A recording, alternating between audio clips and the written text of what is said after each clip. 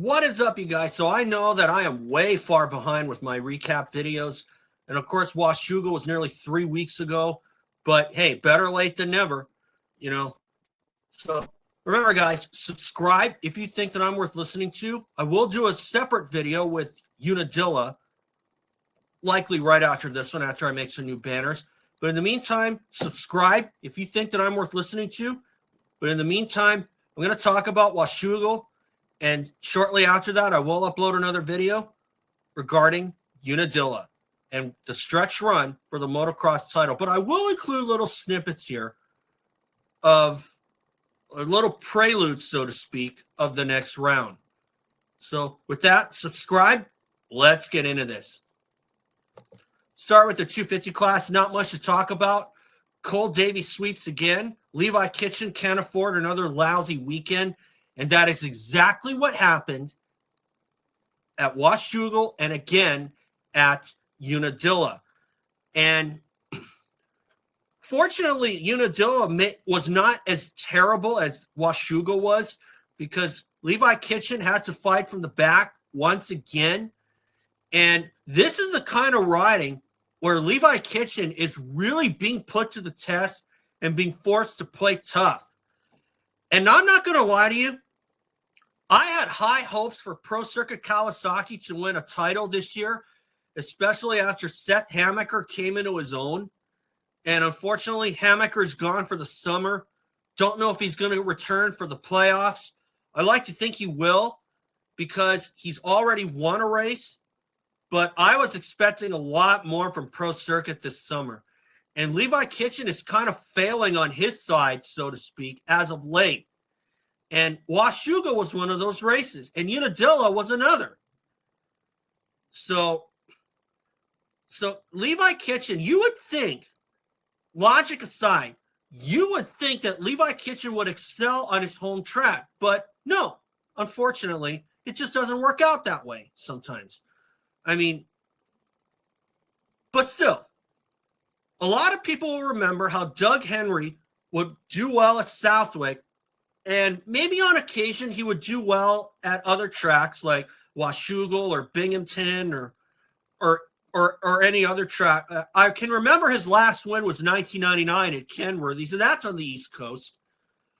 So a lot of people would remember when you go to a track that you've known to do well at, logic says you should do well again the following year. So how come Levi Kitchen doesn't do that at his home track at Washougal? I don't know. But still, Levi Kitchen is being forced to play tough. And to be frank, I hope he holds on.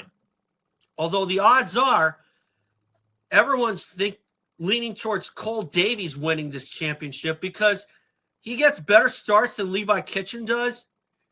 And to be frank, although Levi is good at passing riders, he's got to get a really good start. He's got to get a hole shot. And what he did at Unadilla, where he broke Cole Davies practically in the first moto, but didn't have the same luck in Moto 2. Boy, that's got to leave Pro Circuit Kawasaki just scratching their heads. And I'll be frank, if Levi Kitchen doesn't win this championship, that's where he lost it, the starts. Do I think he's going to be looking for a new home sooner or later? Yes, I do. Is it going to be after this season?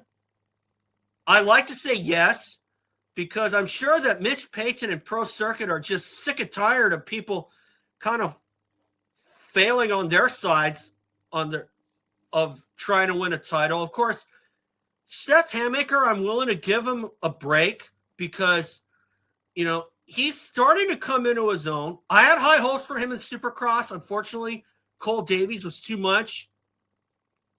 And I had high hopes for Seth in the outdoors until that crash at Mount Morris. And that's Seth Hamaker country. But why am I feeling this way towards Levi Kitchen? Because he's been under Pro Circuit for quite a while now. And on one side of the coin, you would have to think that he would have won a Supercross or a motocross title by now. Of course, luck plays a big part into that. I mean, you look at how, you talk about someone who saw his career turn around for the best. Look at Ivan Tedesco in 2004. After a year with Yamaha Troy, or a couple years with Yamaha Troy, had some lackluster results, goes to pro circuit, wins back-to-back 125 Supercross titles, and the outdoor motocross title in 2005. Unfortunately, after that, I still feel like James Stewart ruined his career at Toronto 06. Again, that's just my personal take. Some people have other ones. That's fine. But still, look at Ivan Tedesco. And now you look at Levi Kitchen. When he moved over to Pro Circuit Kawasaki, you would think that he would start riding better, getting away from Haiden, Deegan, and all that. But no. Obviously, luck plays a big part. And, of course, Levi's been kind of a stickler for bad luck. Almost like Casey Johnson back in the day. But still, a lot of it is up here.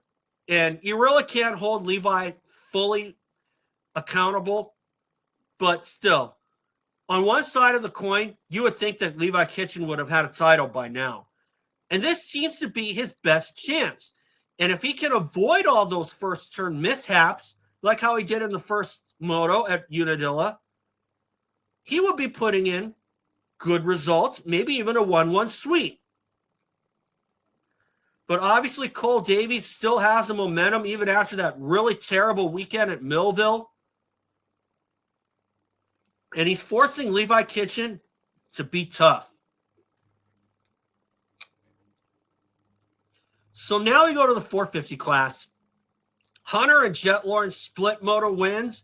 Jett's Moto 2 penalty and abuse of authority. AMA needs to retake driver's ed class. Eli Tomac, bad Washougal. I'm going to get this one out of the way shortly, but I'm going to start out with Eli Tomac at Washougal. Now, for someone of Eli Tomac's capacity and his resume at Washougal, you would think he'd be doing better at Washougal. Obviously, he is still coming back from injury, but still, to have the kind of weekend like he did, and even at the last round at Unadilla, even though that's really not one of his best tracks, KTM has really got to be wetting their pants as of these last two weekends with the way Tomac is riding and how Jorge Prado is starting to beat him. Is it age catching up to Eli Tomac? It could possibly be that. But to be frank, if Eli Tomac wants out of Red Bull KTM, I'm not going to be surprised one bit. And although Eli has kind of earned that right, but you really don't want to burn any bridges with a team like that. Kind of like what Chase Sexton is likely doing, and word is that he could be looking at Suzuki. And to be frank, I really don't think he should be going anywhere. If he's not willing to, Sexton that is, if he's not willing to adjust his riding style to fit the Kawasaki, this is going to be the earliest ends to a career that I have seen in a very long time. Not even Jason Lawrence did something like this.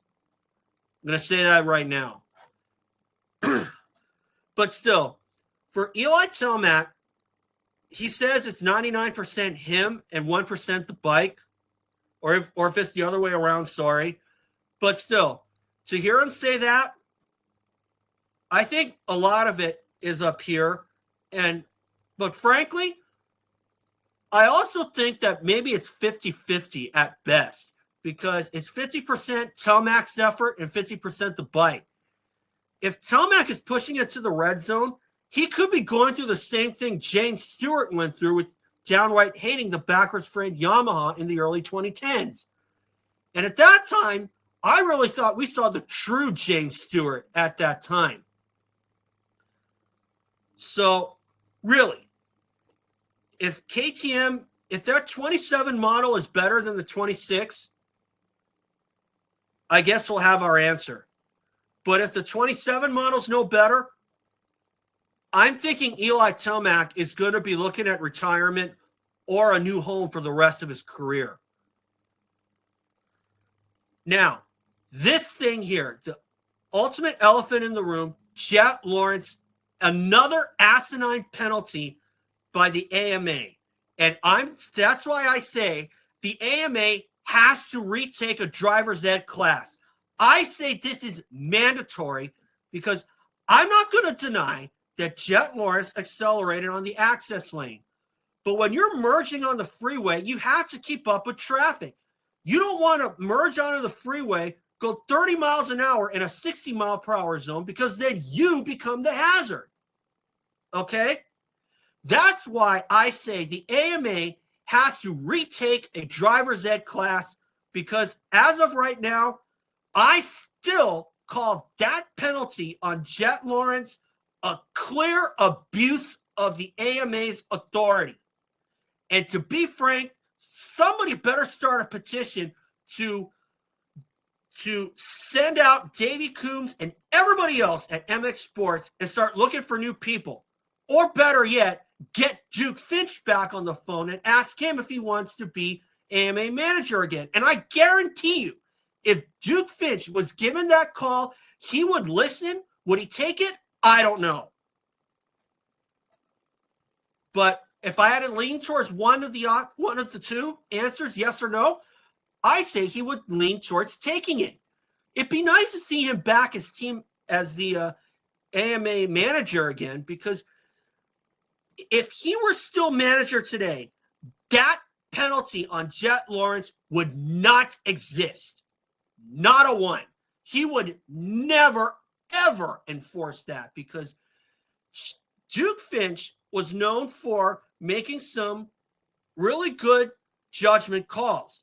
And since then, nobody has really lived up to his name. And no one has really taken the torch from him and served it better. Of course, there was Steve Whitelock and Jeff Canfield and some other people through the years. But still, somebody get Duke Finch back on the phone and ask him, hey, we want you as team manager again. Or I should say AMA race director again. We want you as race director again. And I guarantee you, he would listen at most. I don't know if he's going to take it. I like to think he will.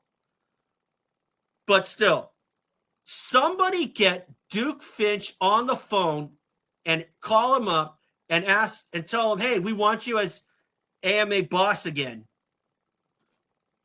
You see what I'm getting at here?